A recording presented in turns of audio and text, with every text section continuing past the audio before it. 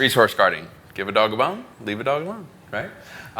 It's not uncommon for dogs who have stuff to not want you to take their stuff, right? Pretty simple situation here. They don't understand like long concept of thinking, like it's okay, I'll just get it back later, or things like that, or maybe that it's going to hurt me, that something that I'm eating is going to be really bad for me. They don't understand that. As far as I know, 100% of wolves show resource guarding tendencies, which is meaning that it's inherent. So what I tell kids, what I tell people in general, if you don't know the dog and they have something, don't take it. Do yourself a favor, right? Just don't take their shit. All right. So just a couple of key terms that we like to go over pretty much anytime we're doing this. We'll also go over the contingency square, which shows kind of what operant conditioning, negative and positive reinforcement, negative and positive punishment. And just to look through these, reinforcement is anything that increases the likelihood of behavior. Punishment is anything that decreases the likelihood of behavior. Negative means taking something away from the situation. Positive means adding something to the situation. So we're going to talk about those a little bit more in depth with what they have to do with resource guarding and where the dog is being reinforced for things, where the dog's being punished for things, and how that's going to play out long term.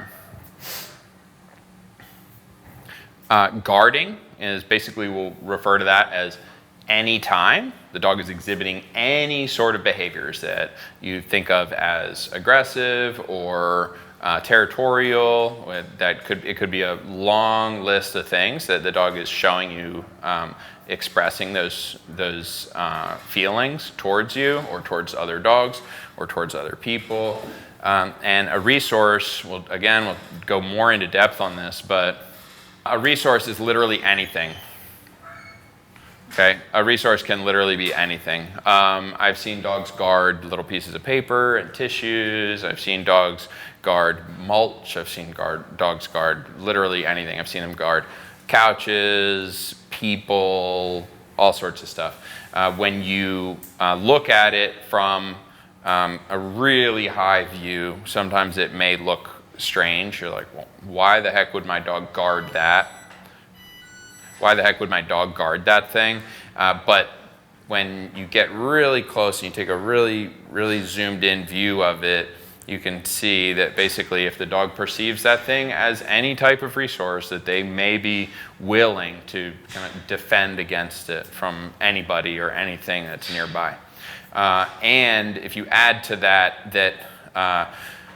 dogs may have partial understandings of a situation. They may have partial understandings of what a thing is that are different than ours.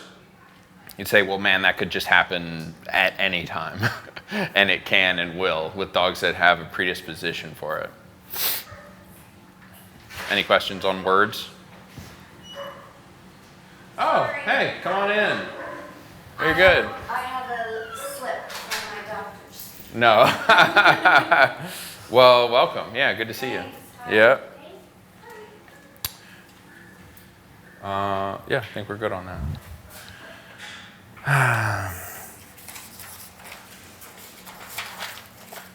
Okay. The old contingency square. So positive and negative reinforcement, positive and negative punishment. Just because all of you haven't been at all of my previous lectures, just a reminder on what that is. Anything on the top is reinforcement. Reinforcement makes things more likely to continue in the future. Anything on the bottom is punishment. Punishment makes things less likely. The tricky ones, everybody seems to know what positive reinforcement is, right? And positive punishment is the addition of something that is unpleasant. So positive reinforcement being the addition of something that is pleasant, positive punishment being the addition of something that is unpleasant, right? That makes the preceding behavior less likely to continue in the future. Another kind of like way to remember these is, or another thing to think about in here, negative reinforcement. Remember that it's on the top. Reinforcement makes things more likely to continue in the future. That means anything up here, anything on the reinforcement side is going to be a pleasant outcome. So at the end of it, the dog feels better.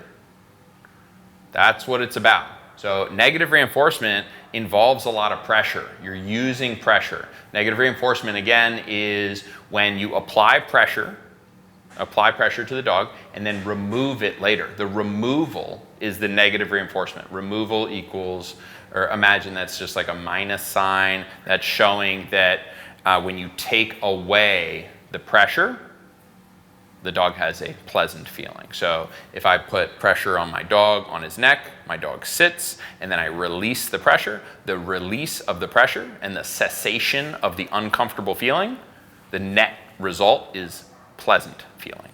So negative reinforcement ends in a pleasant feeling, right? And that could be applied like us doing that with leash pressure, pulling on the dog in some direction. It could be something like my dog moving from sunshine where he's really hot into the shade. Okay, and now the removal of the heat means that he's now being reinforced to go into the shade. So it doesn't have to always be, really harsh. It can just, that's how learning occurs. This is referred to as operant conditioning or instrumental learning. And I did, besides staff, I don't think anybody was here that when I did that one.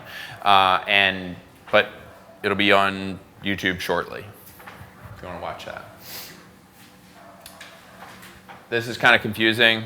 Anybody feel like they understand it at all? No? Jackie, no? No? Okay. Well, there's a lot more to it, but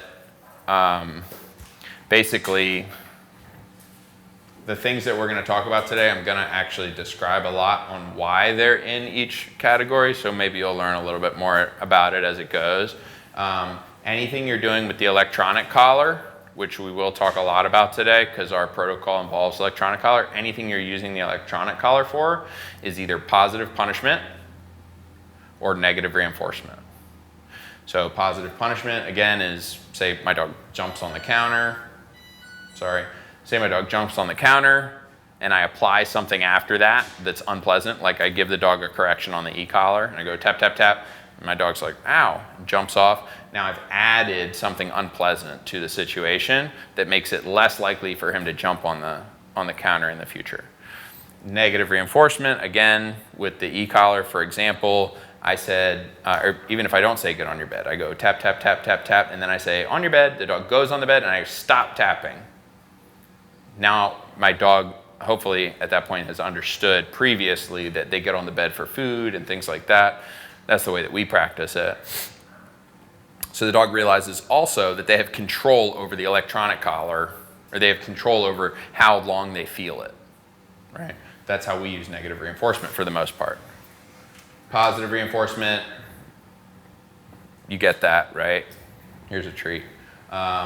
Negative punishment is we taking away something that the dog values as a punishment. So if you have kids or you're very familiar with that style of punishment, it's just like, okay, well I'm taking that away, or you're not getting that until you do this or whatever, right?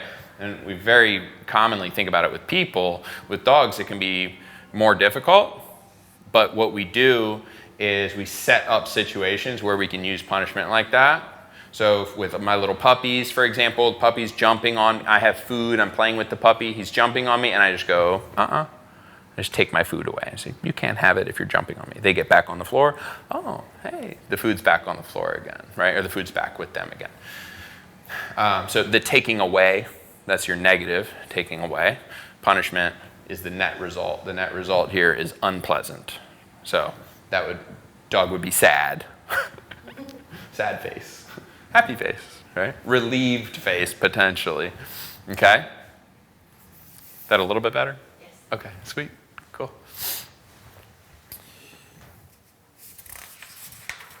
All right. So these can be probably pretty obvious, and there's a lot more to them.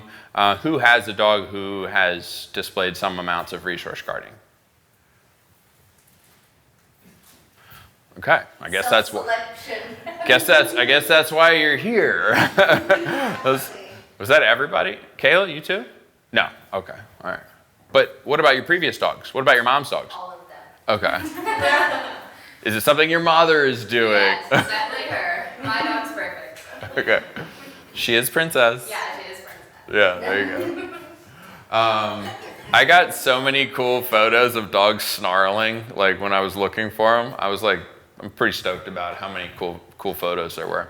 So I mean, I think it's cool because there's a reason why I think it's cool. It's a threat display. Snarl is a threat display, but people forget. Like the jowls are down, the lips are down, and you forget that that's what's under there. You know, that's what golden retrievers look like that too, right?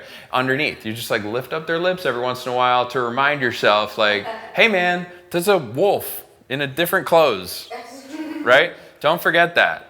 So, I mean, that's for real though. That's, to me, it's valuable enough that you should probably show people like more often. We should probably have pictures of dogs like that in the office, even though people want to see like the dog's happy puppy, right? And be like, sometimes they look like that, you know?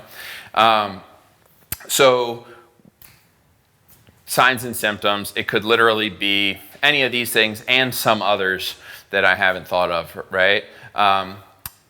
Anybody have symptoms that aren't on here? What's whale-eyed? It's going to be hard for me to pretend to do it, okay? But I'm going to try, all right?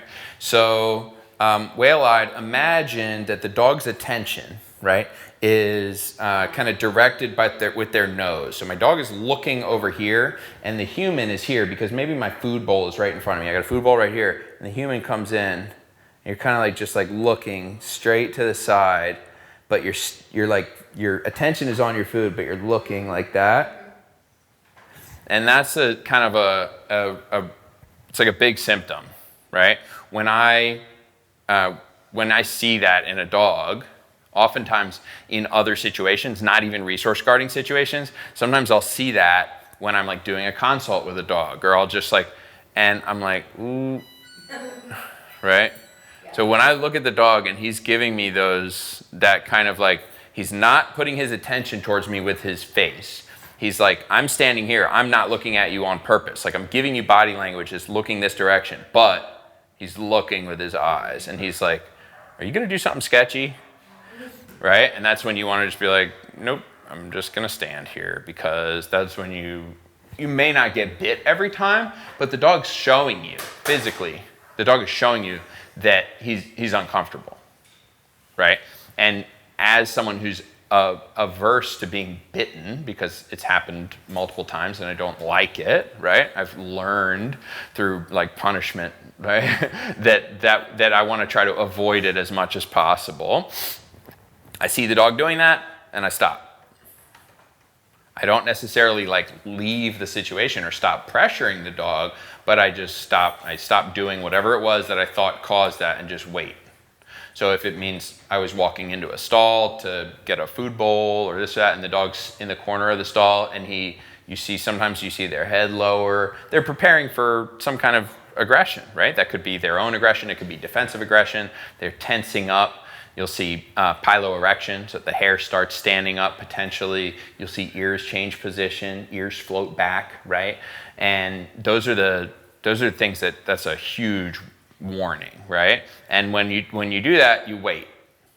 I walk into the stall, I'm like, oh, I'm already in the stall. The dog's looking like that, and he's kind of back in the corner, and he's got his head lowered, his ears are back, and he's not looking, his nose isn't pointed towards me, but he's looking at me. And I'll just be like, okay, we're just gonna wait here for a minute, see what happens, right? And oftentimes, if it's not a bad situation, then a couple seconds in there and the dog's like, oh, all right, I was a little nervous, I was scared, I didn't know you were coming in here, or something like that, and they calm down. Conversely, sometimes I'm taking a dog back for the first time. I just met this dog, and I know the dog has some issues, right? He's an adult, and I'm going to put him in his stall, and he gives me those signs. I'm very, very, very careful about how I put him in, right? Because you don't know the dog, you don't know if they're really going to do it or not, but you know they're uncomfortable. And that's the time when things get messy. So it's important to know which one of these your dog is going to do. And there is a potential that they don't show you something, although most of the time when people tell me, oh, there was no warning about a bunch of different stuff, you just didn't see the warning. There was a warning, you didn't see it. Because, like, just behaviorally, there's a reason to give a warning, because fighting is inherently dangerous. And so, like, if the dog is like, I'm going to get in a fight, and I don't care about my safety, that's like a different sort of dog. If you're like, my dog's actually pretty cool most of the time, he just like doesn't like it when you get near his feet. And it's like, people know that about their dogs. Most of the time, there's some kind of warning. What was the thing? Oh, she's about to do it, or he's about to do it. What is that thing, right? When things do actually completely come out of nowhere, you have a real fear that there's something just like really very, very wrong with the dog. It was completely out of nowhere. There's absolutely nothing that nothing we could pin it to. Then you have to say, I don't know. If there's no pattern, there's really nothing to, it's very difficult to come up with a solution if you have no pattern. So we've got to try to find a pattern. And that means watching the dog very carefully. Questions on those?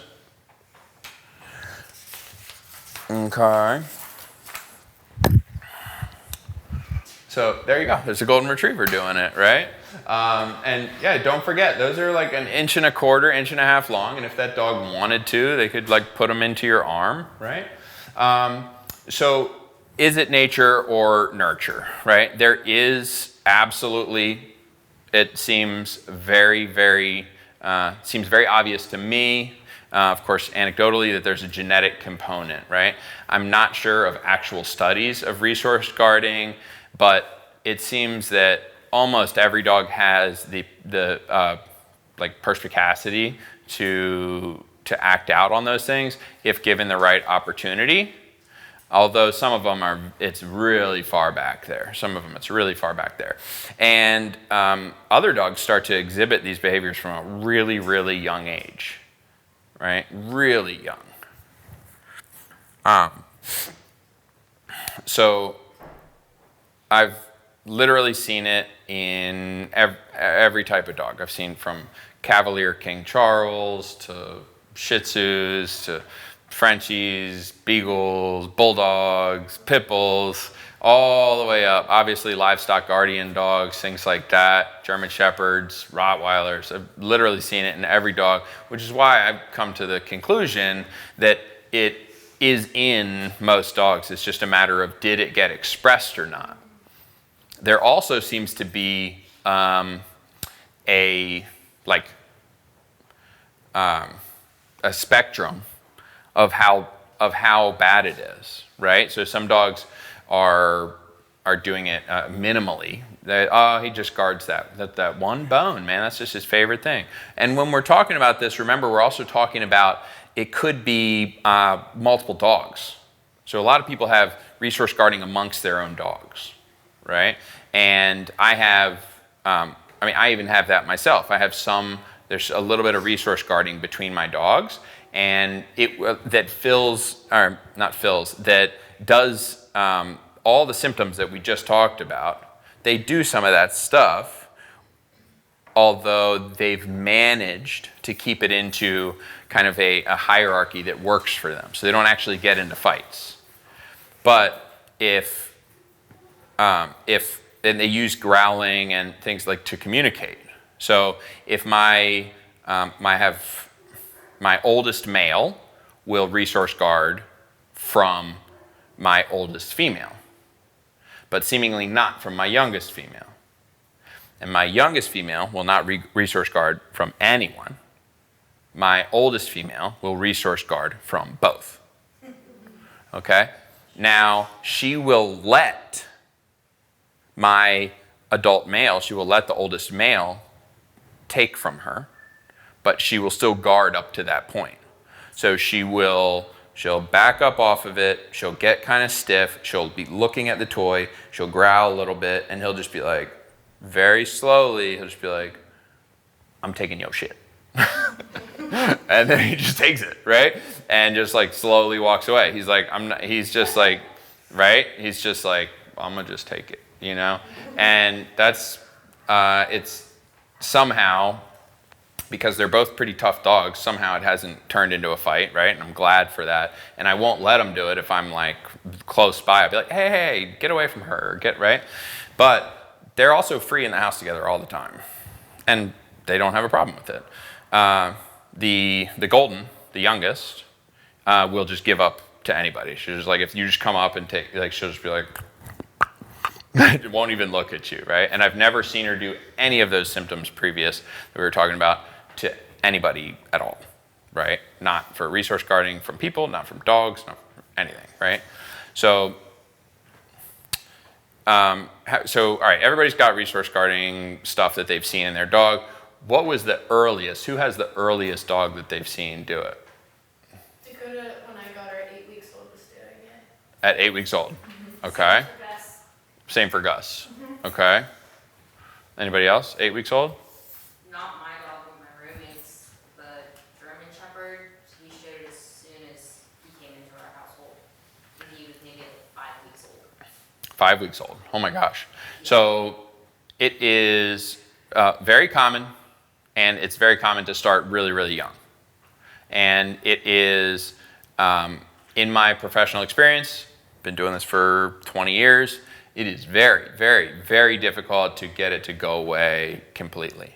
In fact, in almost no cases can you completely absolve the dog of that pattern of action, but you can oftentimes manage and find ways around that you can still be really successful with, right? So we have come up with some good solutions that allow you to live with your dog safely and everything, even though they have some of these symptoms. And there are ways that you can also work on the long-term and the downstream effects, but they take more time, they happen more slowly, and they're, in a lot of situations, pretty difficult, right? What about the oldest that somebody had that they didn't start exhibiting it until they were older? Well, I rescued Lola at 5 months from, she was a street dog in Puerto Rico. I don't know for how many months she lived on the streets. She did not resource guard from anybody. I have 2 other dogs, both who are senior dogs. One is 13, she's a big dog, and one is 16, and he's a Shih Tzu mix. And about 2 or 3 months ago,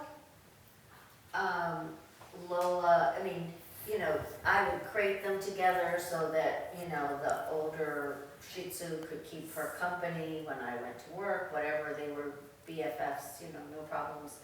About 3 months ago, so she was about 1.5 years, she started getting territorial about her food, only towards Troy, this precious little senior. And how old is she now? She's 2.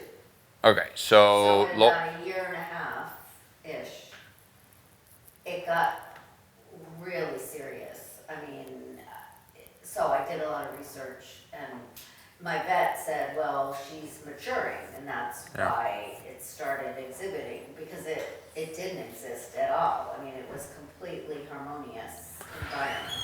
So the way that we can kind of, not explain that, but talk our way through it is, all right, so my dog is an adopted dog that we don't know that much about because she was a street dog, 5 months old when I got her.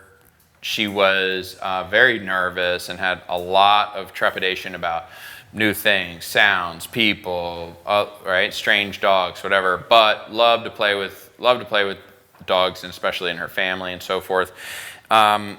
it isn't uncommon for behavior to change around a year and a half old in some ways, right? So the more a dog shows you about themselves early, right? Seemingly the stronger that trait is long term. So if you end up with some resource guarding, then you're at 8 weeks old, and like, okay, cool, that's staying in there, that's stuck, right? Sometimes though, you may find that with a little bit older dogs, I've had dogs that start exhibiting kind of resource guarding type behaviors at a little bit older, right? Every once in a while, like, nope, never guarded anything in their whole life, and now, whatever that is, 2 years old or something, they've found this thing that is so valuable to them, and they've ascribed so much value to that they're willing to fight for it, right? Those dogs, I find that oftentimes have a very specific item or a very specific kind of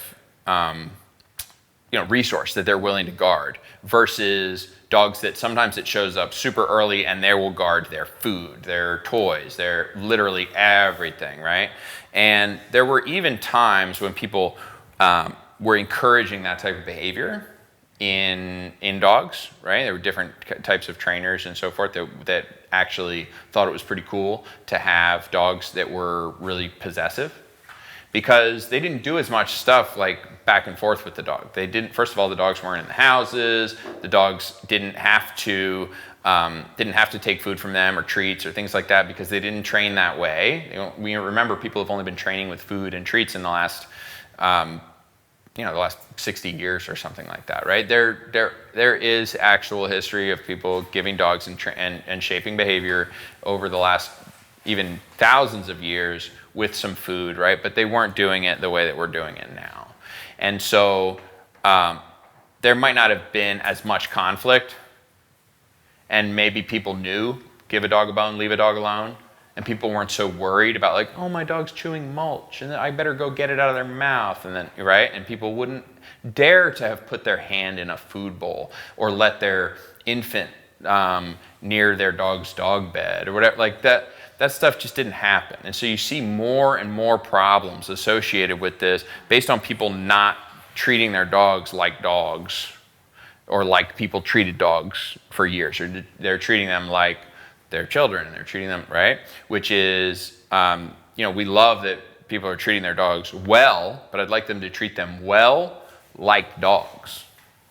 They need things that are different. And anyway. So what you're saying, if you extrapolate, is that if it shows up like it did in my dog's case. Well, hopefully it's just in that. That Hopefully is- it's just in that situation, and that she's not also going to do it with all of your food and just random stuff that she finds in the Right. house. She's just going to do it with that other dog, hopefully, and hopefully it doesn't become a bigger issue. You'll still find though that the solutions here will be helpful. Okay. This we talked about a bit earlier. What is a resource? It can literally be anything. We can bang them out though. Like, so give me a couple what's your dog guard? What's your dog willing to guard? Her stuff. Her stuff, got it. That's laundry, socks, all sorts of stuff like that. Toys, sticks.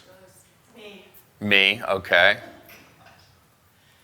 Food bowl. Oh, she is guarding the food bowl, or from her dog, not from you, right? Got it. From her other dog sibling, got it.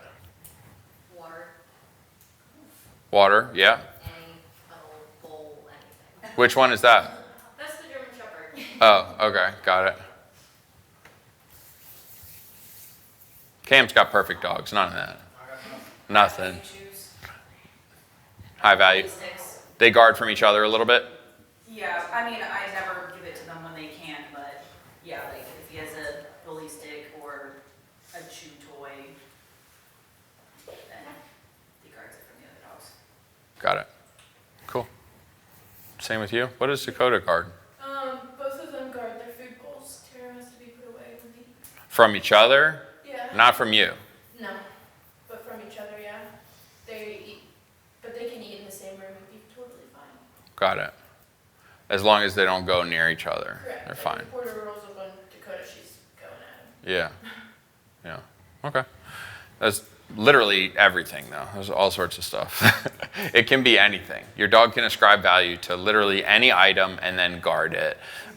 You would think, oftentimes, like that a lot of these items, it is not food, and you cannot eat it. Like, why do you care, right? Like, why do you care? You have this stick and another dog came up on you, you hammered them, or you have a ball and like the dog can't even get the ball out of your mouth. Like you have the ball in your mouth. Why are you growling about that, right? And that's a part of dogs that anyone who says like, I understand it fully is lying to you, because you can't get in there and talk to them about it, right? It's super dark inside the dog's head, and we don't know exactly what's going on. We can kind of, we can anthropomorphize a bit and put ourselves in the situation, and in a lot of those situations, it actually, it's really easy to make sense of it in those situations. If you're like, yeah, I don't want somebody taking my shit either, right? No, that's my food. Try to take a piece of bacon off my plate. You know what I mean? Like, that's mine. Like, yeah, exactly. Somebody might get a fork in their hand, right? And so there's situations that like, it makes total sense. I'm like, no, you can't take my stuff, especially if I don't know you. There might be one person, right? I'm not going to do that if my son tries to take something off my plate or whatever. And my wife can take food off my plate. She might get a mean look, but she's not going to, right? I'm not going to be like aggressive about it. So those things you can make sense of it a little bit like that, but we really don't know how they think about it. It's just impossible to tell.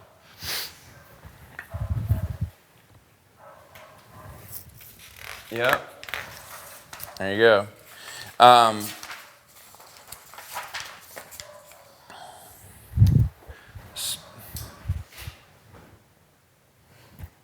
I think that people want to train everything in their dog.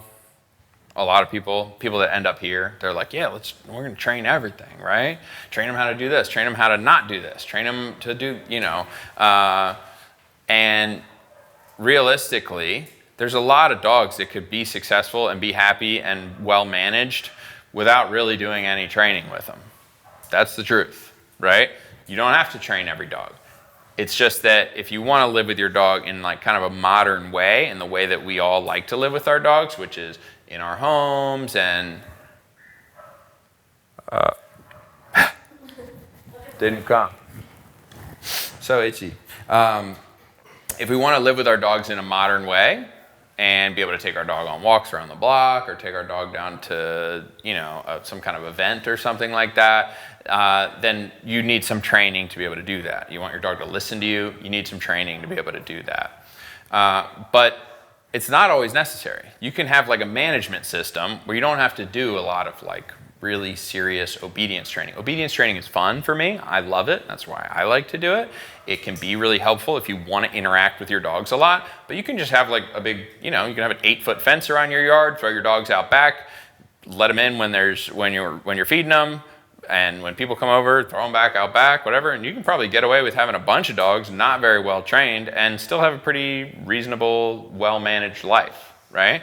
It's when you start to have those dogs try to, inject those dogs into your kind of the things that you do every day as a person with other people, and I want to be able to have food out on my coffee table and have my dog be able to get on the couch and somehow manage to have my dog not eat the food on the coffee table and know that they're not allowed to get on the coffee table, but they are allowed to get on the couch. And they can't stand on the couch, is like, whatever. So we have all these rules and things that happen with the dogs, and so you don't necessarily have to. That being said, there are some dogs that are gonna find a way, to, this may be backward. They're going to find a way to get in trouble, right? But realistically, what that means is there are dogs that are so motivated and that are so athletically inclined or this or that, whatever, that they're going to put themselves in situations by hook or by crook that get them into trouble, right? And those dogs will require either more management or more training, right? If you have a dog that just guards like one particular item, oh, he guards that ball, that's it. Okay, don't touch the ball. Let him have that ball. If you have this like second tier, oh, and then he won't drop the ball to come inside. All right, well, we can't have that ball if you're guarding it. You can't have it inside. So then how do we deal with that? And there might be a management solution there, but a training solution where you can teach the dog, drop it, and then he drops it, and then he comes inside would also be great too. But that would be training versus more management, right? You could say, or there are dogs that are going to guard their bed, things like that. You can say, okay, well, I'm going to throw the bed away. I mean, you might never have a guarding problem again. Be like, I don't give him a place. Or he might now guard the whole living room, right? So you don't necessarily know until you really get into it. But situations where I've met dogs that were highly untrained, right? Highly motivated, like meaning there's a lot of aggression for this particular task or for this particular situation. They're really interested in biting people who come near them. Those dogs, and they exhibit this behavior all over the place. That's a big mess, and you have to start. It's like a whole ball of snakes. You got to start just like unraveling little tiny bits of it until you can get down to like, okay, can you even get the dog to listen to you when there's no stuff around and you're in a small classroom type environment, and then start to build up from there. But the dog's you're going to need to go work on a bunch of stuff before you ever work on resource guarding, right? You're going to have to go work on stuff to control the dog. Tell one story. There's a dog named Murphy. So Murphy was like a shepherdy mix. He might have had some like Basenji or something in him. He was an interesting little dog. He came to me as part of a service dog program. There I was working with an organization. They gave me this dog. Said, here's this dog. You're going to train him to be basically it was like an ESA, emotional support animal, but it was a psych assistance dog for a veteran-focused program that we were doing. And the training was going great. And at some point, he started guarding over the first couple days, like just getting to know him. I didn't give him anything that he was going to be able to guard initially. And he was willing to drop a Kong, for example, and get food and stuff. And I never had any conflict with him. It showed up in the backyard with another dog, right? And the dog got near another ball, and he had a really, really strong outburst, right? And and so I had to call the organization and say, hey, this dog's not going to work out and so forth. But it took like a month and a half for them to place the dog, and I had to live with the dog. Just started working through kind of my rudimentary protocol. This is 15 years ago or something or 12 years ago that I started building. And this dog at a certain point he would get like trash, he would get anything. And anything that he had, if you tried to get it from him, he was definitely going to bite you, for sure. So a couple times I had to use like an intermediate object, right? So trying to get something from him with like a broom or this or that. And this is why I don't do this anymore, right? But then that would transfer and he would attack the broom, right? And if I didn't have it far enough away from me, he'd go from the broom to my leg or feet or something like that. So I had the dog for another month and a half. We worked on what was at the time my protocol, which is not what it is now. And I was able to get some good behavior out of him from a much different way than I do it now. But that dog still went on to bite, like, I'm going to say, everyone.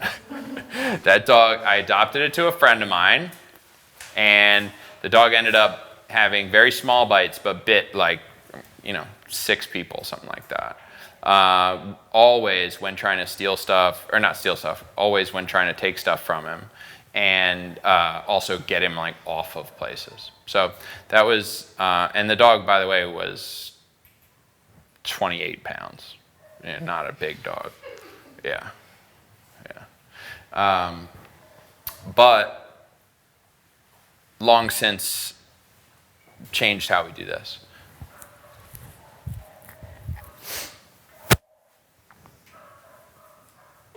Okay, So there is hope, right? There is kind of a pattern of behavior that we've created that can help us to actually, it can get us to a place where we're safe, and then we can utilize our other styles of training, classical conditioning and counter conditioning and desensitization to try to get the dog to be less of a resource guarder to begin with. But this is how we do the bulk of the training to help our training in management in people's houses so that they don't get bit all the time, right? And this would have really helped Murphy had we been able to do it at that time, had I been able to do it at that time.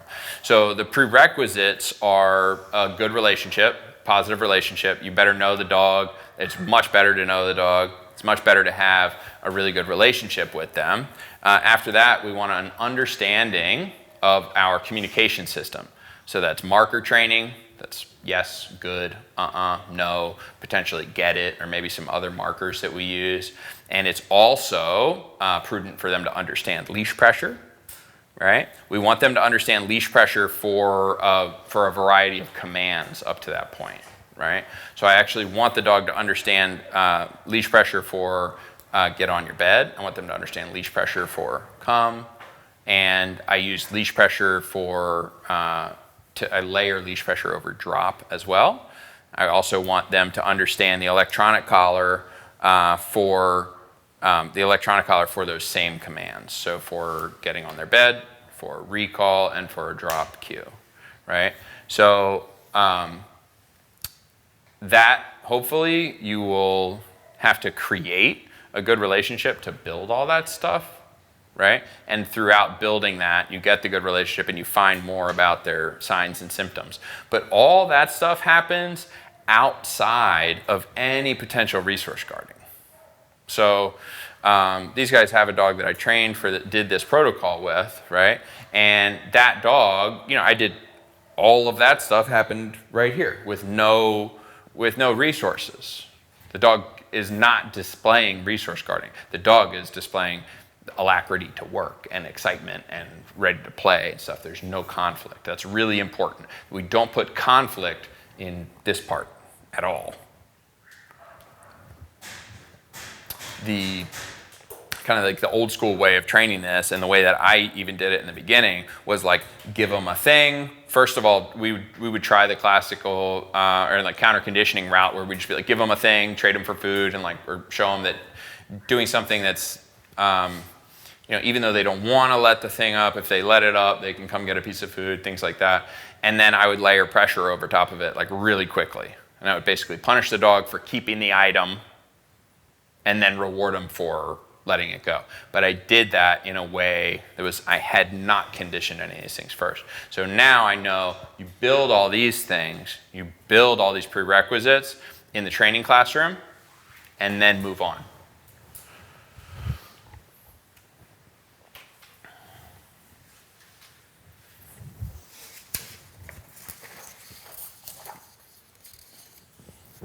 Okay, so like I said, the protocol allows us to stay safe while we manage the dog. And basically, if we manage the dog and resources and keep ourselves and the dog safe, then we can actually go on to that counter conditioning and desensitization stuff that can help long term to build the dog into like being a little bit less likely to resource guard in the future, or potentially really diminishing it to the point where the dog doesn't even guard that item anymore. And that can happen, absolutely. It just takes a while. It takes longer than 3 weeks. You're not going to experience that type of thing in a short period of time, right? So you start out, the protocol starts out with no resources present that the dog is going to be able to guard. I have all the resources. I have a treat pouch, I have all the food, my dog is hungry, my dog doesn't have a ball that I'm gonna try to, fight them for. There's nothing that's gonna create conflict, no resources present. I'm just creating and using the pattern. And I actually utilize, let me see, this next demo, yeah. So, Pick a neutral area to do that. I mean, so for instance, if the only problem is in the kitchen, or in the home? Do you want to do this outside, somewhere else, in the park? Does it matter? Usually someplace in your house that has enough of a positive association that your dog can still work there would be fine. That being said, if some people could have just really conflicted household where the dog is worried all the time, then you wouldn't want to do it there. But when I was doing this out of my house, I just had an empty room that I went in, and then at another point I just had a pen set up in my basement. The dog can't get out of the pen, I'm in the pen with the dog, I have all the food. As long as there's nothing in the immediate area that's of maximal interest, like other dogs or food that the dog can get to on their own, or something you have to pressure the dog back to, right? So initially starts out, basically you have I broke it into 3 phases. The phase being there's no resources present at all, and I'm still doing this pattern. I'll explain what the pattern is. Then there is a really low value or medium value resource present, and then we can go into a high value or the highest value resource, right? Now, you'll find that basically at some point without pressure, this will break down. So this protocol is really designed hand in hand with being able to utilize pressure with the electronic collar. If you, there's reasons for that, but basically if you are not going to use pressure with the electronic collar, you end up, it's a great way to avoid conflict head on, right in the dog's space. It's in the name, it's a remote collar, right? It's remote. I'm not doing it to you, right? Hey, this is a behavior we've established already. You get the deal. If you drop the thing, you don't feel that. Or if you're on negative reinforcement like we talked about before, there's pressure that's on, you can get away from it. You just have to drop the item. You drop the item, good job. Now you get the reward, which is from me. The remote collar, the correction, the e-collar is experienced based on your behavior. I'm not doing it to you. It's just the behavior that you were exhibiting gets corrected, right? But I do provide the reward, which allows me to not have conflict with the dog, which is really big. This is a big part. Because the more conflict you bring into it, your dog can start to be well, I'm going to hunker down on this item, be oh, he's going to take it, he's going to take it from me, and that can just start to build into more conflict there. So, the first behavior that I teach with this is after we've got those prerequisites, right? Then this is part of the prereqs, but I use the word drop, and I start to condition it almost like a marker initially, a marker being a reward word, or one of my reward markers. So I'll just say drop food, drop food, drop, feed the dog, right? And every time I say drop, just turn around and get food. So I'm just starting to condition the word to be the dog's oh, cool, that's a cool word, right? There's no resources present, and my dog doesn't actually have to do anything. They can be standing right in front of me, and I say, drop food, drop food. And so we do that, and with different dogs, you're gonna need to do different amounts of that, but let's say it's 100, right? Okay, so we've done our 100 reps of drop. Awesome. Then I'll start to give the dog an opportunity to turn away from something. So maybe they'll have a bowl on the ground, or maybe I'll just put a couple pieces of kibble on the ground. They eat the kibble. After they've eaten the kibble, after they've eaten the kibble, then I'll call them. But I'm gonna wait until after they've done it, right? Again, there's no resource present. Now they've eaten the resource, it's gone. So then I can call them. Then I can use the drop cue. So my dog eats it, drop, dog turns around, boom. And by this time, the dogs are turning really quickly on the drop. They hear drop and they're immediately turning to me because they've been reinforced by it so many times, so many repetitions. And this is all positive up to this point. When I get them to drop it, after I've got the drop built in, I go to drop, reinforcement, and then onto the bed, then reinforcement, right? Now I could do a slightly different protocol if it were outside and I was not using a bed, things like that, but this is how I start to build this, absolutely. So now my dog drops the item, comes to me, gets food, and then gets sent to the bed. Did you say you have the e-collar on when you're doing this? Yes. Like when you say drop, you like, is that what you're saying? So, not necessarily. Okay. Yeah, so we're gonna actually demo a dog. The next slide is a demo, and I'm also gonna show, we'll show this little video. It's like a quick cut of me doing this protocol with a different dog named Bo. But basically, initially the e-collar is on, we're using negative reinforcement. Negative reinforcement being pressure goes on, dog goes on the bed, or dog recalls to you, or dog drops the item, release pressure, right? After the dog understands the e-collar can be used for that sort of stuff, it goes into positive punishment, which means the only time you're gonna get a correction on it is if you fail, okay? If I go down that rabbit hole though, it's gonna be. So do you use an electronic collar with your dog? Yeah, and it's dead, first off, which isn't helping, but I can't remember, we did canine off-leash is who we used. Off-leash canine? Off-leash canine, Yeah. And so we would do, place, and then we would do, off, and then there was like one more that wasn't, like, it would be a beep, but like, you wouldn't say anything, and I can't remember, I think off, you would beep and say off, but then if they did something else, it would beep, so in my head, I'm already like trying to remember that. And So- I don't know if you would know. So I could figure it out, Yeah, but we use the electronic collar very differently than off-leash canine uses the electronic Okay. collar. So that's gonna be the first part yeah. of the miscommunication, or right? Okay. Without like talking badly about franchise dog training organizations, they do it very differently, and the reasons why I do these things is they're basically well documented, scientific in nature, right? So I would say that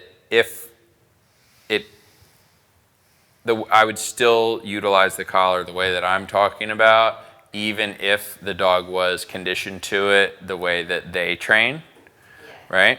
And I've done that before too. So I've taken dogs that were trained at Off Leash Canine or another place, and then started utilizing the collar the way that I do it. And since they've already used the collar a lot, they like understand the feeling, and they're not like freaked out by the feeling, and they already understand that it's like oftentimes a signal to do stuff. Then we can pretty quickly get them fluent in like my style of training. The thing that is more likely though is that they become oftentimes in the other in these other kind of styles of training, they become very collar wise and collar dependent. And kind of like my system, the way that I try to do it focuses on being able to maintain control of the dog long term without the use of it. Our collar's been dead for 2 years, so it would be easy to transition over. Perfect. Let's do it. Yeah. How old's your dog? She's 5. Okay, got it.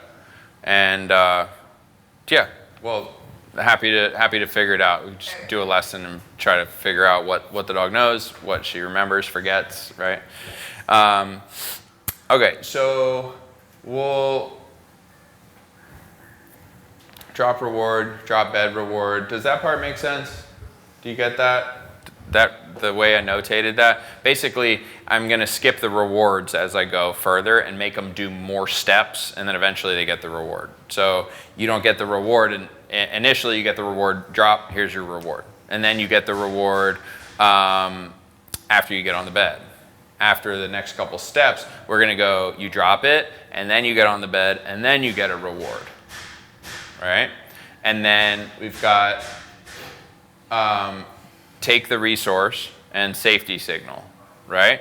So if I say drop, the dog drops it, and then I send them to their bed, the dog goes to their bed, then I can go take my resource off the ground, go pick up my bully stick or whatever the dog was guarding or was potentially going to guard, put that away, and I'd say, good. And in that situation, good is a safety signal. Safety signal means you are not going to get a punishment. You've done everything right, there's no punishment here, and you've done a good job. You can settle down and chill, whatever, right? So I'm gonna grab a dog out. Actually, let's watch this little video. I think it's like 1 minute. And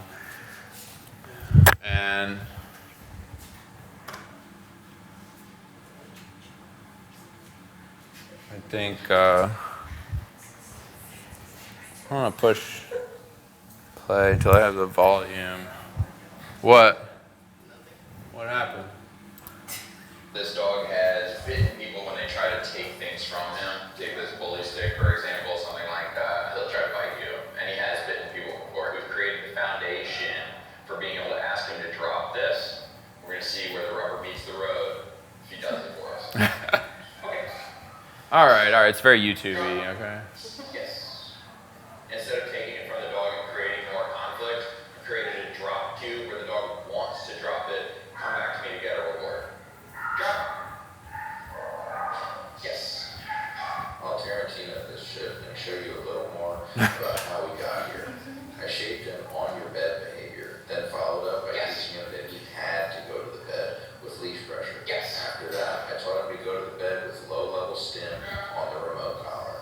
I also taught him how to drop and trade for food, and then layered the leash and remote collar over that as well.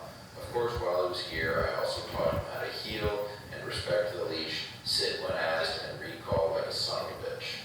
The end behavior that I wanted to give to clients is a drop, then go directly to his bed, allowing you to clean up the item that he could guard, and we've gotten that installed. Good boy. It's my bed. Good boy. Yes. Okay. So the end result is, and that's what a lot of our resource guarding protocol dogs end up looking like, right? And that dog would, actually bite you. If you went and tried to take a bone from him, he was going to bite you for sure. And you can get what, in my opinion, and like what for anybody looking at that, you'd be like, well, there's absolutely no conflict. I don't think there's really any conflict to be seen in that video, right? So there's no time when the dog is like nervous about me approaching, is showing any guarding, is that I'm in danger at all, right? The dog is, everything that happens in there is really clear. The dog's definitely understanding what it is, and we don't have to make the dog exhibit like symptoms of this stuff in order to train it. So I think that's a very valuable thing, and long term, what you're looking at there is the ability to start to counter condition every single item that your dog might guard that you can't get rid of in your house or whatever, right? And so creating new patterns and things like that, and just saying, okay, this is a behavior set and this is a pattern that my dog has in them. I'm going to create a whole new behavior set that goes goes around it, so my dog doesn't have to exhibit any of those symptoms or behaviors, and that allows me to long-term build up my dog's confidence that I'm not going to steal his stuff. Kayla? So if you get to phase 3, right, and then suddenly with the higher value like resource, the dog is no longer like interested in listening. Like, how do you correct that? Do you go back to phase 2, or is there an actual correction within phase 3? So we go to phase 3, and then my dog doesn't listen. Is that what you're saying? Yeah, like this is too good. Yeah. There's a possibility of that happening. We try to set ourselves up for success, right? So if I get to phase 3 and my dog is not listening or is not doing any of the commands, I've probably failed in my setup a bit, but I think that again, if we've done all of these prereqs, they want to do what you want to do at that point, right? And you're starting to decrease the value of that thing. Because oftentimes we're doing this with the dogs. We've leveraged their entire food program for this training. So we'll be like, you don't get food unless we're training. Training becomes really valuable for those dogs, right? You get 3 cups of food a day, cool. You get 3 cups of food during your training session now. All of a sudden, they're really willing to work with you on that. That will still, in the household, like you're talking about, if it goes into a real life situation, from a training scenario, we say, cool, we're not in the training scenario anymore. This is a real life situation and my dog doesn't do it there. That's more likely than in the training scenario. In the training scenario, we're really careful to find a way to be successful. But if you saw, a lot of times I had the leash on that dog. The leash allows me to have even more control than the electronic collar. If I do have to raise the bar and say like, hey, we are in conflict now. I'm asking you to let go of this thing and I'm gonna give you a correction. It may be a slip lead. In this video, he's got a pinch collar on, which wouldn't be my optimal tool for that. But if it was a slip lead, I could apply pressure which in a drive decreasing manner until my dog dropped the item. And then I could move on to the next thing and say, wow, that was too much for him right now. I back off a step. Yeah. And try to reward the heck out of him for dropping it after that. Make sense? Okay. I think I got my. I have a question. Yeah. In the video, it seemed you were still saying yes as your marker Yeah. instead of drop as your marker. So drop becomes a command versus a marker. So You said in the beginning you used drop as. you're right. I do in the beginning, I just create it in the way that the dog doesn't have to do anything. They hear it, food, hear it, food, hear it, food. And over time, I start to make them actually drop the item for the reward. But we'll see. I'm gonna grab Lindsay out and do some reps, and then you can ask me questions while I'm doing it or whatever, and we'll see.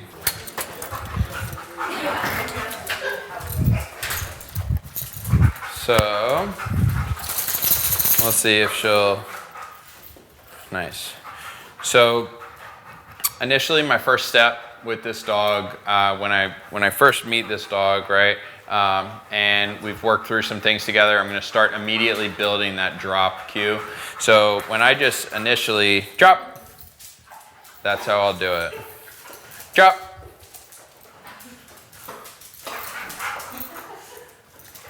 Drop. Good. Almost as if I'm teaching the dog her name. Drop. Yes.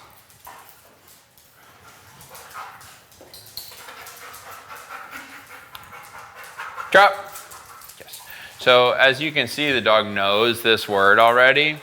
I'll also put in drop. Yes. Good. When I start getting enough separation, no. When I start getting enough separation from the item, or like if the dog is, okay, the dog's over there, drop, yes. I can start putting my secondary, I can start putting the marker in there, the YES. Okay, so drop, yes. Okay, so if I know that my dog has understood that, right, understands that they're gonna get food for the drop, right? And then I add pressure on top of that. So I'm gonna do the negative reinforcement style of pressure first, which is pressure on, drop, yes. As soon as the dog turns around, the pressure is released. My dog realizes, okay, I can absolve myself of pressure. Drop, yes, by turning around, right? Yeah, exactly. You're good. On the bed, the reason why we use the bed, it's a stationary place versus just a down, is the dog could just like hunker down right next to their item, and then you couldn't necessarily be safe to go grab the item. So if the dog just is like, if you like make them drop it and then lay down, They can just like lay down right next to it, and then you still might get bit if you go try to take the item because it's right next to them. So what you'll, my steps for teaching the bed command are no different for this dog than they are for other dogs that we teach. So initially we just use food. Hey, we have food, we lure the dog on. Slowly over time, we build the dog into a down right there. Yes. And then after we get the down in there, we'll start doing it with leash pressure. So I'll work through leash pressure on there. Yes.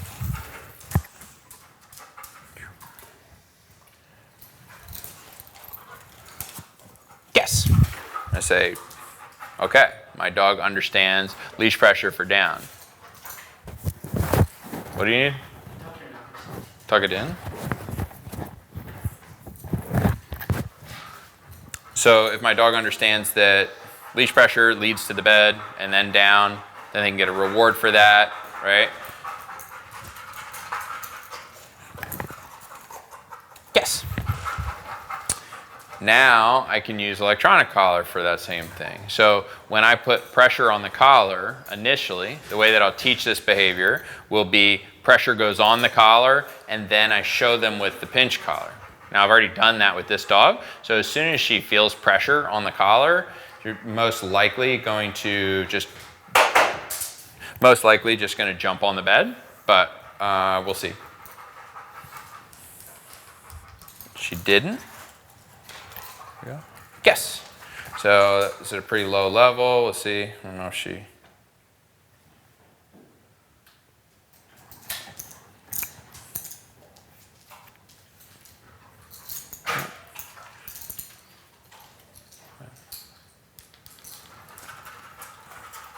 There you go. So that's at level 7 on the electronic collar. She felt tap, tap, tap. She went to the bed, laid down, right? So the dog knows that. That's part of my prereqs for this exercise. So when I'm starting to teach the resource guarding protocol, I want to make sure that I've built this first. This is a classroom exercise before we really get to the meat and potatoes. Yes. Sit. You're hungry? Is that what you said? I just said, yo. Oh, I thought you said, I'm hungry. Well, I don't think. Yeah. Me too. There you go. So the dogs get really cued into that, and then this can be helpful for our next phase. Yes. Good job. So put this up for a sec, and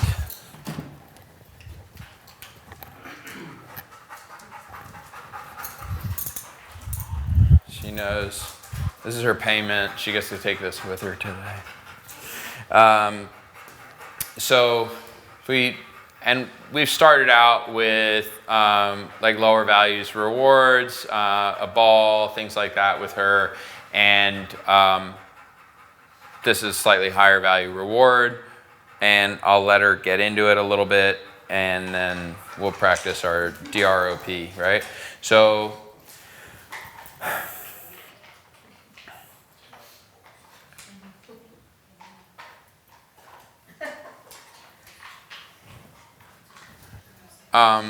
could one of you grab me an empty food bowl, please?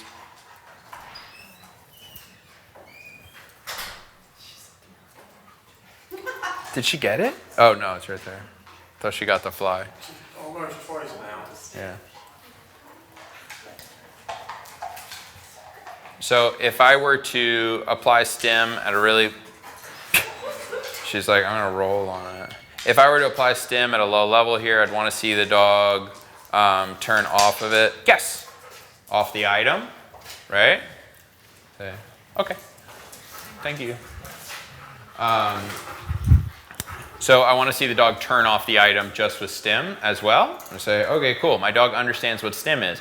Because what if I say drop, like Kayla said earlier, what if I say drop and my dog doesn't drop it?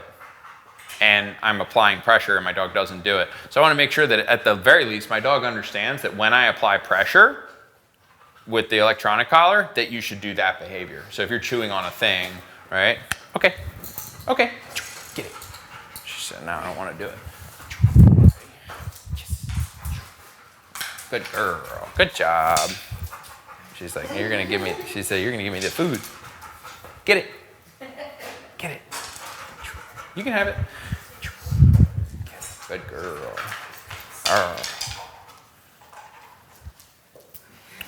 Down. Down. Good girl. There you go.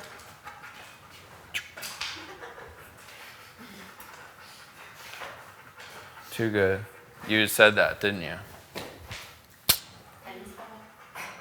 Tennis ball. Come on, get it. Okay.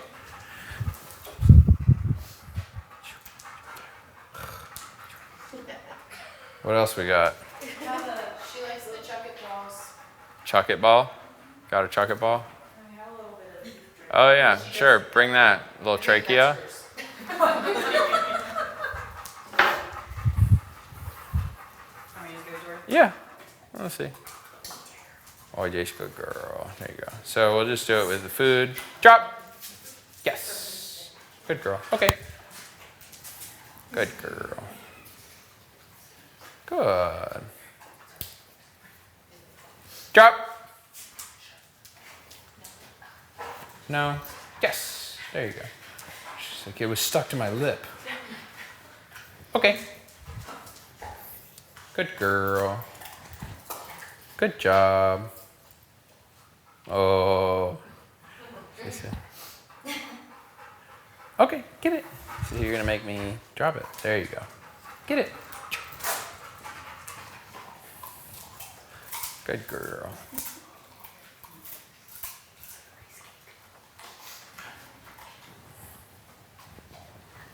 Is it about to be gone? So, see? Drop! On your bed. Good girl. So, no stem, right? There's no correction there, but the dog understood. Drop the thing. She looked at me. She's like, am I getting a reward? I didn't say, here's your reward. I said, do this next behavior. Now she gets on the bed. Good. And then I can go take this. If I wanted to, like, sweep it up, I could. If it was some item that I really didn't want my dog to have, right? And that's like how you get a safer household, right? Is this the same if it's with humans or with other dogs? Like the protocol, the same? There's going to be slight changes for sure, depending on,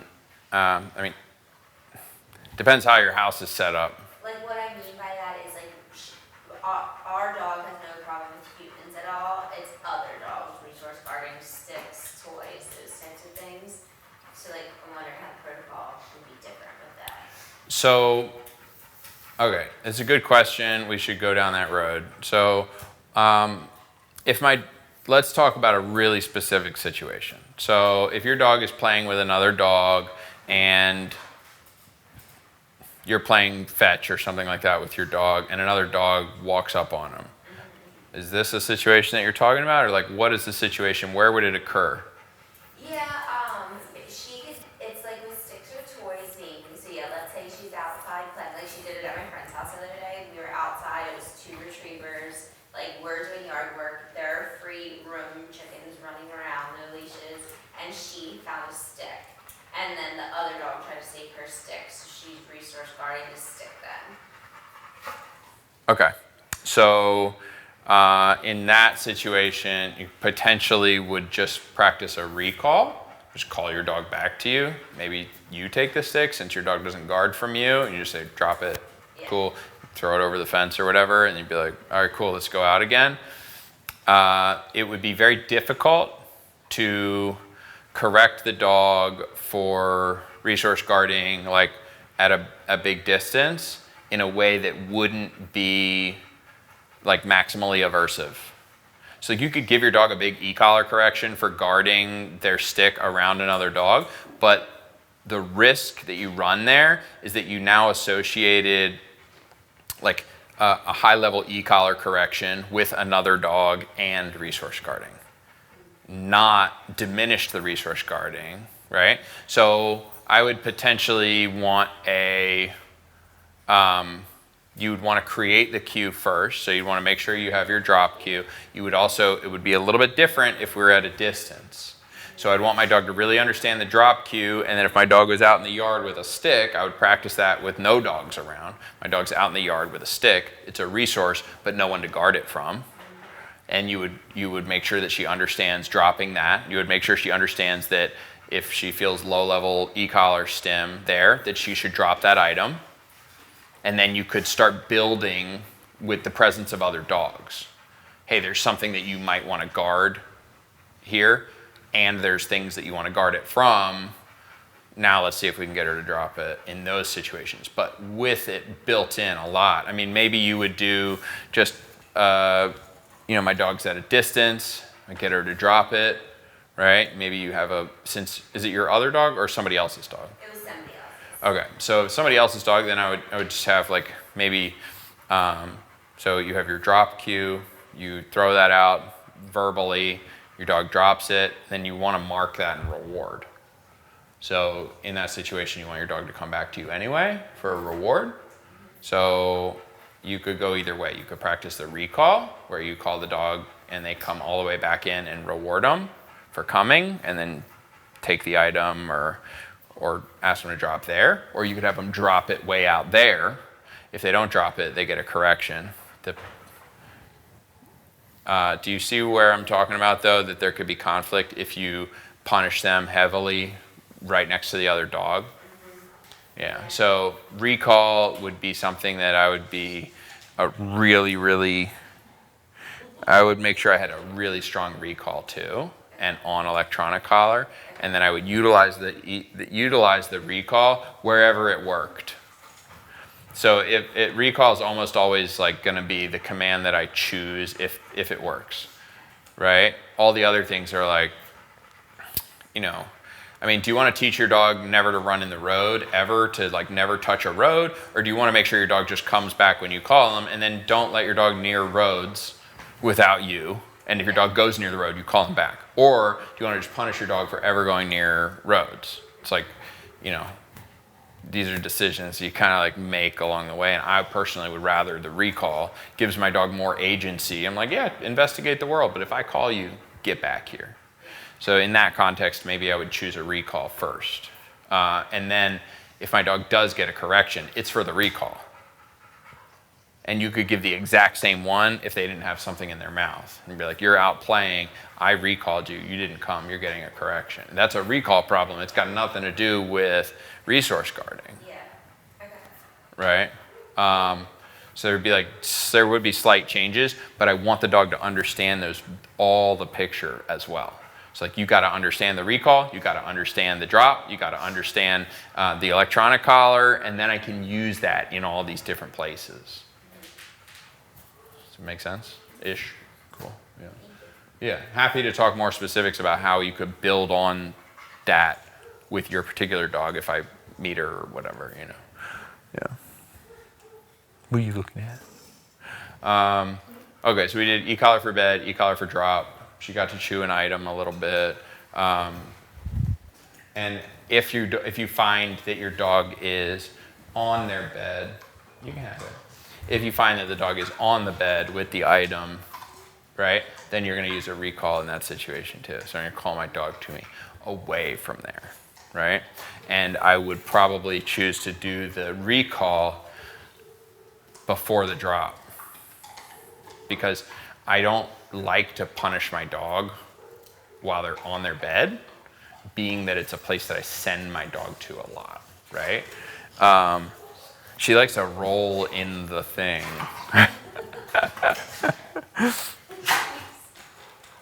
Yeah. You good girl. Yeah. If I wanted to, I'm pretty confident that she's going to drop that and come to the food that I give her, right?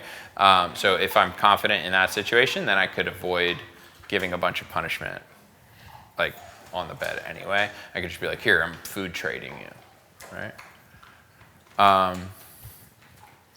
Questions about the actual like protocol, how we build that? Anna? You're allowed to talk? No? Okay. Yeah, got it, 100%. Got it, all right. To exit full screen, why won't it go over? Do you know? Does anybody know why it won't go to the next page? No? Nobody knows? Mouse off the video. Take, take the mouse off. This dog has bitten me when they try to sleep. Oh, space bar. Okay. Was I doing that the whole time? I think I was pushing over. We did the demo. Okay. You're just gonna hang out with me, Lindsay? It's cool with me. That's cool with me. Okay, so this is where some of that contingency square comes in, right? So, meaning like what's being reinforced and what's not.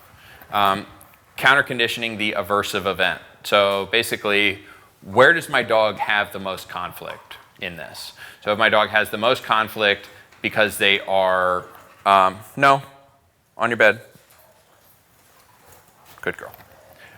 If my dog has the most conflict in the place where I get close to them and take their item, things like that, that's what I want to start to counter condition and desensitize.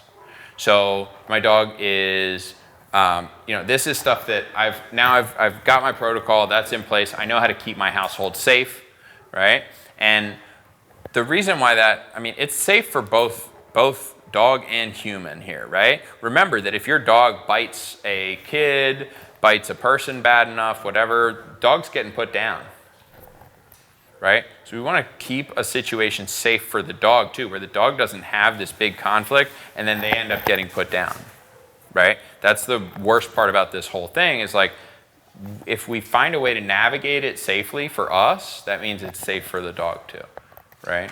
And we can just let the dog be a dog. So counter conditioning it, like how would I go about doing that? Like in a lot of situations, for example, very difficult to do that in the situation that you're talking about with the other dogs. Almost impossible, right? You could potentially, desensitization would probably be the way to go versus counter conditioning. Desensitization would be like, look, you can have your stick around other dogs and nobody tries to steal your stick. It would be like me like putting her in like a down and letting her chew on her bone and be like, I'm not taking it from you, right? Just be like let there be time when the dog has the resource and they don't get somebody trying to take it from them. So I'd be like, that's part of it, right? So if I have my dog, that would be desensitizing, right? Desensitizing is typically, in my experience, works better than counter conditioning long term, right? When you have a really, really young baby puppy, you want to do both. So if you had like a 8-week-old, 10-week-old dog that started exhibiting these symptoms, if you have an 8 or 10-week-old dog that is exhibiting these symptoms, you're going to start immediately counter conditioning. You're going to start giving them tons of food when you approach, when they have an item, they have a chew toy or something. You give them something that you think is like of medium value, and then you show up with high value rewards, right? So, and this is a method that works, but it takes a really, really long time. And in the most serious events, it doesn't work, right? So the most serious resource guarding that my dog's going to show, the toy or the chew or the treat that I present them with is not going to be a high enough value. So if I have something, for example, you've got a dog that is highly expressive of a really aggressive tendency. Say whether it's resource guarding or it could be anything else. I'm walking my pit bull and he is going nuts at this other dog, and I know that my dog has been in a lot of dog fights and likes to fight other dogs if he gets the opportunity. A couple hot dogs in my hand is not going to make my dog like other dogs. It's not going to happen, right? My dog is going to do what's at their base, like, you know, their instinct level, which for my pit bull might be fighting, right? People don't like that, but it is what it is, right?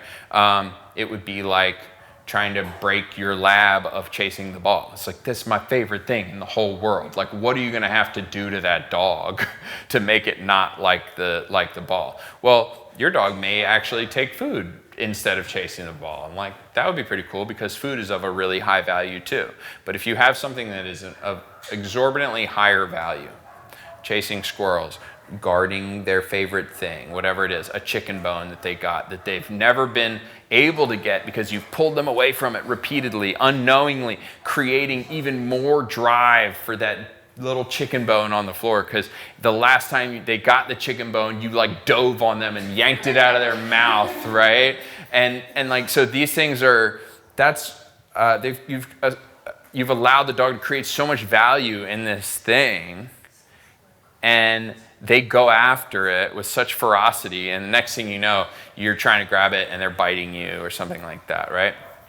So those are the things that sometimes get pretty difficult to counter condition. Like, no, he wants to eat the chicken bone. He's never had it before. It tastes amazing, and like it provides like biologically appropriate value. They're crunching a bone up. There's skin. It's so, right? It's so yummy to them. It's maybe rotten, right? They're like, this is the best thing ever. And you're like, here, try this piece of treat. And they're like, I have that treat all the time just for sitting. There's no chance I'm dropping this, right? So that gets hard in those situations to like just have only positive reinforcement work. And that's why we're adding the corrections and showing the dog that if you don't comply, you're getting a correction, right? So that will hopefully allow us to also use counter conditioning. So if my dog's like, whoop, I better drop it because I'm going to get in trouble, even though it's a chicken bone, I've never had that before, and it's the best thing ever, they're getting a reward for it. And that allows you to start counter conditioning things that are even more valuable. So I'm saying, all right, there's a chicken bone, that's a 10 on the scale of stuff I want to eat, and I'm willing to drop that because I know if I don't, I'll get a punishment. And now I'm getting rewarded for dropping it. Awesome. That's how you start building the dog's understanding of being like, this other stuff is not that great. I always get the thing that he's got. That's great, right? And desensitizing the stimulus would be like just allowing the dog to eat the stuff basically and not going towards them when they're eating it. I'm not taking your stuff. And if you live through this for a while and you live in a household with a dog like this and you're really careful, you could set up all these situations where you're really, really careful, and every time you give the dog something, that's just your thing, man. Every once in a while you want to do your training with an item that is really valuable. But for the most part, you give it to them, it's theirs, right? I have bones on the floor in my house that I never touch. I may like move it out of the way when I'm vacuuming with my foot or something, but it's just there. That's the dog's. I'm not taking it. There's no point. My dog has an item that they're not supposed to, clothing, shoes, whatever it is. I'm still, even my dogs that don't resource guard items like your dog does. For example, my golden retriever, she loves to grab just anything in the house and just walk around with it and just very proudly bring it to you. And you're like, why do you have my shoe, dude? And she won't chew it up or whatever. She'll just bring it to you. I still use the same words. I still say drop. Right? And if she doesn't drop it, I still say no, give her a correction, whatever, right? It's the same thing, whether she guards it or not, I'm still using these words, right? And then, I could slowly build like either aversion for grabbing shoes or things like that if I wanted to. What do you think? Give a dog a bone, leave a dog alone? All right. I think that might be what we got. Yeah. Okay. I didn't do the bowl thing. I was going to do the bowl with Lindsay too, which basically is you throw some food in the bowl and you recall the dog away from a food bowl, right? And you can do that with drop, and the dog turns around, and you could just reward the dog for dropping it. Or if you needed to, you could do drop and then a recall. The dog comes back to you across the kitchen or whatever. And I utilize the bowl like that with my young dogs as a as a way to, sort of like an indirect reward. So I'll put the bowl down on the ground and I'll be like heeling the dog around the kitchen or something, and I'll say, get it. And my dog's allowed to go eat all the food in the bowl. And then I put some more food in the bowl and I go heeling a little bit more and I say, get it. And I go to it. So I use the bowl like that. And then as they get bigger and older, I can stop them in the middle of their meal, come back here, putting them in a heel, make them down, whatever, and say, get it, go back to it. Right?